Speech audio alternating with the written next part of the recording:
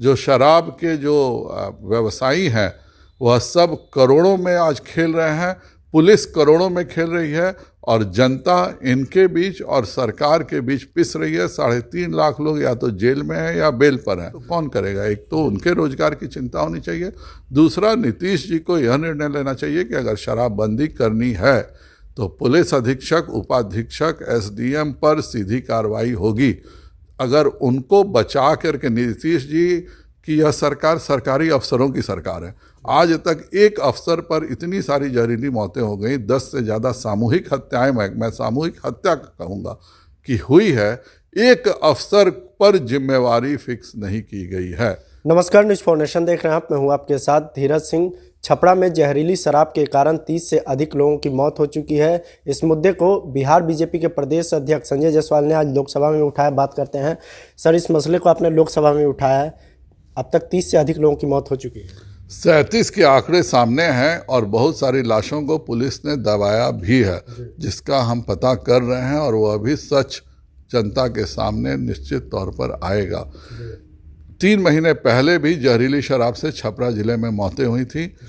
कुछ पुलिस कर्मियों को सस्पेंड करके सरकार ने अपने कार्य की जिम्मेवारी से मुक्त कर लिया था और आज पुनः उसका इसलिए दोबारा हुआ है क्योंकि अफसर जानते हैं कि एक बार कोई घटना घट गई तो इसके बाद तो फिर वैसे ही चालू हो जाएगा। इस मुद्दे को हम हरगिज नहीं छोड़ने जा रहे हैं। हर हालत में नीतीश कुमार जी को पुलिस अधीक्षक, उपाधीक्षक, उस इलाके के एसडीएम पे कार्रवाई होनी चाहिए। बिहार में शराब जो है पुलिस के मर्जी से, पुलिस के देखरेख में बंट रहा है और इसमें पूरा का पूरा सरकारी महकमा लगा हुआ है। यह 10,000 करोड़ का व्यवसाय हो गया है।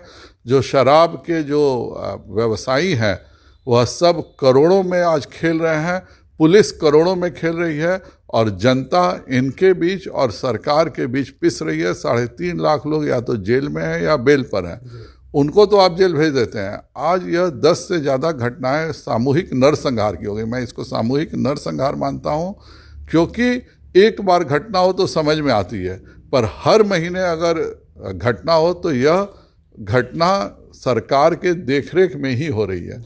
इसलिए यह सरकार प्रायोजित है और नीतीश जी जब कह रहे हैं कि जो शराब पिएगा वह मरेगा, तो नीतीश जी को यह भी बताना चाहिए कि अगर शराब पिएगा तो मरेगा, तो शराब बेचेगा तो वह महागठबंधन का टिकट क्यों पाएगा?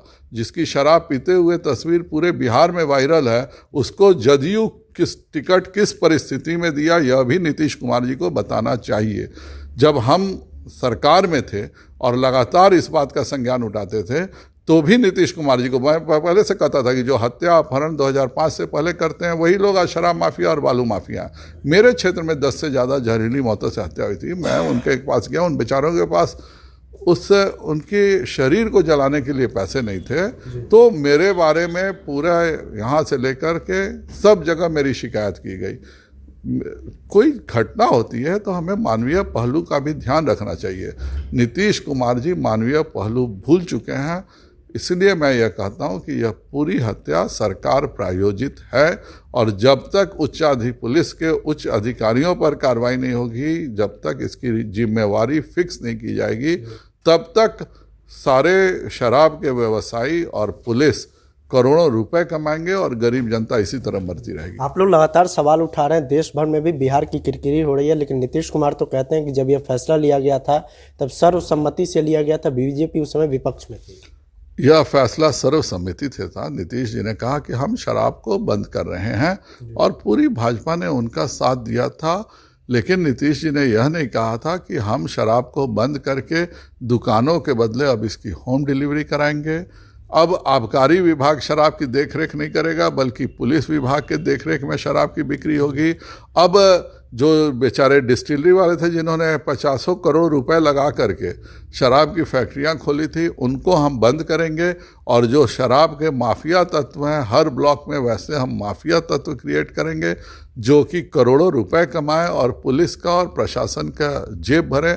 नीतीश जी ने यह नहीं कहा था कि हम जो हत्याएं होंगी तो हत्यारों को हम कोई सजा नहीं देंगे।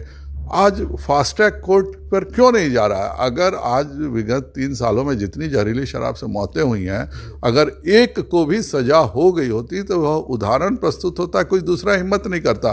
पर हर शराब व्यवसायी जानता है कि चलो 6 महीने बाहर रह गए, 6 महीने जेल में रहना है, फिर 6 महीने बाद तो पुलिस को सारा पैसा हम देते हैं, हम तो छूट के आ ही जाएंगे।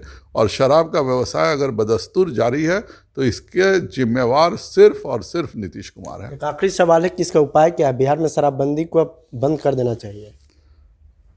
सीधा सा बात है, पहला, नीतीश जी ने जो जदयू कार्यकर्ताओं को शराब बेचने के बदले पैसे देने की स्कीम निकाली है, यह जदयू कार्यकर्ताओं को नहीं होनी चाहिए, बल्कि यह पासी समाज की स्पेसिफिक होनी चाहिए।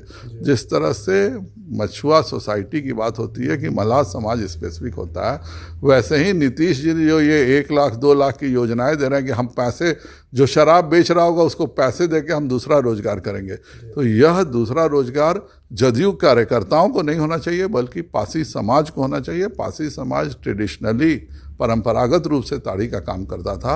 उनके रोजगार की चिंता अगर हम नहीं करेंगे तो कौन करेगा? एक तो उनके रोजगार की चिंता होनी चाहिए, दूसरा नीतीश जी को यह निर्णय लेना चाहिए कि अगर शराबबंदी करनी है तो पुलिस अधीक्षक, उपाधीक्षक, एसडीएम पर सीधी कार्रवाई होगी। अगर उनको बचा करके, नीतीश जी की यह सरकार सरकारी अफसरों की सरकार है, आज तक एक अफसर पर इतनी सारी जहरीली मौतें हो गई, 10 से ज़्यादा सामूहिक हत्याएं, मैं सामूहिक हत्या कहूँगा कि हुई है, एक अफसर पर जिम्मेवारी फिक्स नहीं की गई है। और जब तक अफसरों पर जिम्मेवारी फिक्स नहीं होगी, कांस्टेबल को क्या दिक्कत है? 6 महीने वह लाखों रुपए जो कमाता है उससे रहता है, जानता है कि बाद में तो हमारे अधीक्षक साहब हम को के देख रेख में चल ही रहा है, तो हम लोग सब उनको वही हमको बचाएंगे। और इसीलिए आज इतना धड़ल्ले से शराब का कारोबार बिहार में चल रहा है। बहुत बहुत धन्यवाद। ये बिहार बीजेपी के प्रदेश अध्यक्ष संजय जायसवाल। दिल्ली से न्यूज़ फाउंडेशन के लिए मैं धीरज सिंह।